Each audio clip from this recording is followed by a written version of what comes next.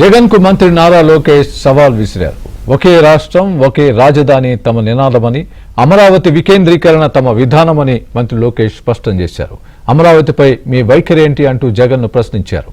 రాజధానిపై ప్రతిపక్షంలో ఉన్నప్పుడు ఆ తర్వాత 11 సార్లు మాట మార్చిన జగన్ వీడియోలను లోకేష్ ట్వీట్ చేశారు.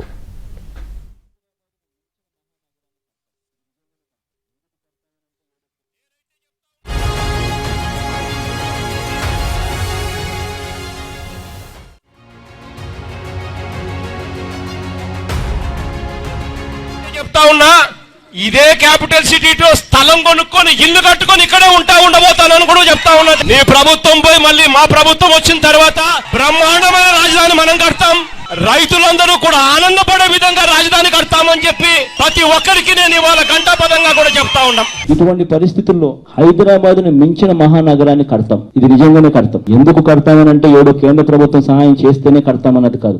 ఏ కేంద్ర ప్రభుత్వం సహాయం చేసినా చేయకపోయినా కూడా కడతాం. ఎలా కడతామన్నది మా బుర్రలో నుంచి వస్తున్న ఆలోచనల నుంచి కడతాం. ఒకటైతే చెప్తున్నా, ఏ క్యాపిటల్ అయినా కూడా రాష్ట్రానికి మధ్యలో ఉండాలి. ఎవరు ప్రయాణం చేయాలన్నా కూడా ఇబ్బంది పడకూడదు. భూమి ఉండాలి, దండిగా చాలా భూమి ఉండాలి, డెవలప్మెంట్ స్కోప్ ఉండాలి.